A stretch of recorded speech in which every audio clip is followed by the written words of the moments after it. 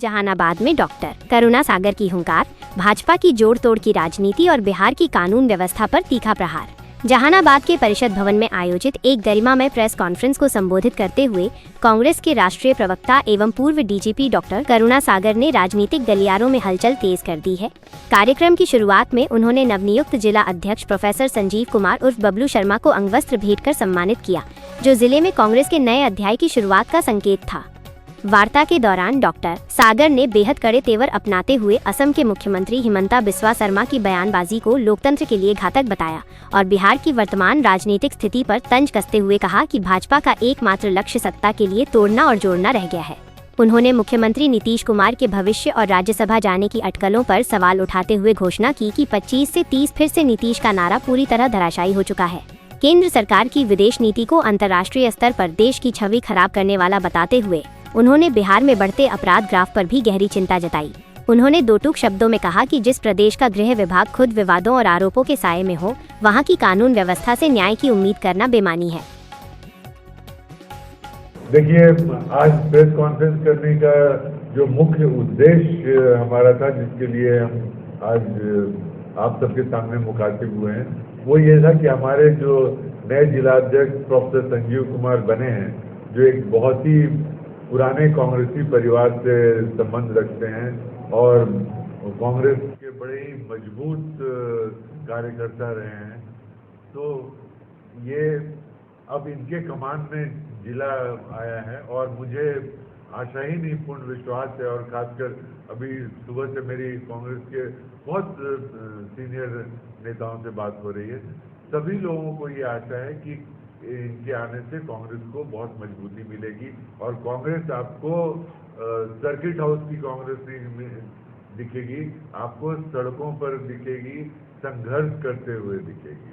बहुत दुख की बात है, इस देश में हम लोग हमेशा लोकतंत्र में एक परंपरा का निर्वहन करते थे कि मतभेद होना चाहिए, मतभेद नहीं होना चाहिए और व्यवहार में, बातचीत करने में एक शालीनता होनी चाहिए, एक भाषा की मर्यादा होनी चाहिए। हेमंत बिस्वा शर्मा के खिलाफ हमारे जो मीडिया अध्यक्ष हैं पवन खेड़ा जी, उन्होंने प्रेस कॉन्फ्रेंस करके कुछ बातें रखी। उनकी पत्नी के कंपनी के बारे में जो अमेरिका में है, उसमें जो निवेश 52,000 करोड़ से ज़्यादा का है, उसके बारे में, उनके पास जो 3 पासपोर्ट है उसके बारे में। तो ये जांच का विषय है। उन्होंने ये बात रखी, पत्रकारों के सामने रखी। केंद्र के पास एजेंसी है, वो जांच करवाएं कि क्या सही है क्या गलत है।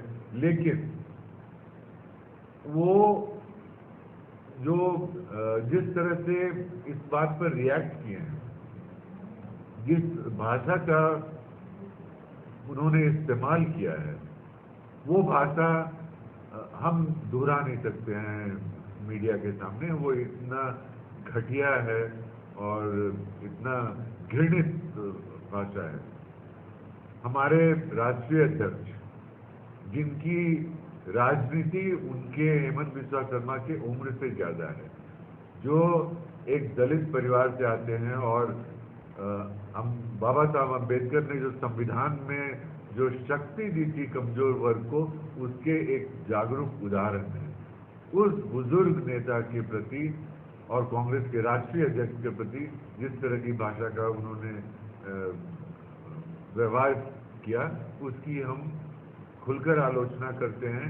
और इसमें पूरा देश, जो जनता है, मीडिया है, सभी बहुत दुखी है कि ये राजनीति को किस स्तर पर लेकर जा रहे हैं। इसके बाद असम से पुलिस, भाई दिल्ली पुलिस भी तो बीजेपी की है, क्योंकि दिल्ली पुलिस गृह मंत्रालय, केंद्रीय गृह मंत्रालय के अंदर आती है, तो दिल्ली पुलिस भी बीजेपी की है।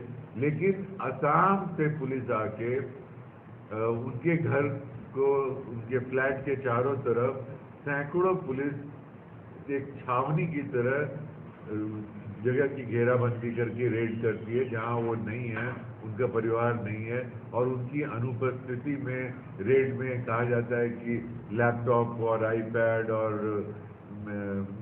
पेन ड्राइव और ये सब सीज किया गया। तो आज लोकतंत्र का